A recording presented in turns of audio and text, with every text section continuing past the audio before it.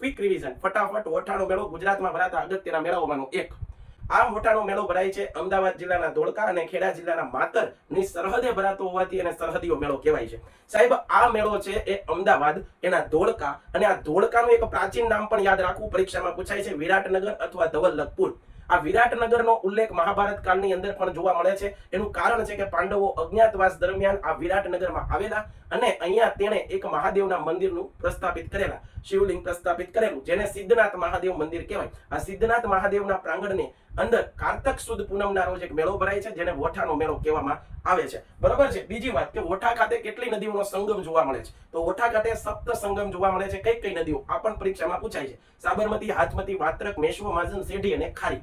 બરોબર છે. બીજી વસ્તુ, વાસ્તવમાં કેટલી નદીઓ ભેગી થાય છે? તો વાસ્તવમાં મિત્રો બે નદી, સાબરમતી અને વાત્રક નદી ભેગી થાય છે. સાહેબ, એની વિશેષતાની વાત કરીએ તો ગુજરાતનો ક્ષેત્રફળની દૃષ્ટિએ સૌથી મોટો મેળો, ક્ષેત્રફળની દૃષ્ટિએ સૌથી મોટો મેળો પૂછાય તો વોઠાનો મેળો આવશે. પણ ક્ષેત્રફળની દૃષ્ટિએ સૌથી મોટો લોક મેળો પૂછાય તો તરણેતરનો મેળો આવશે.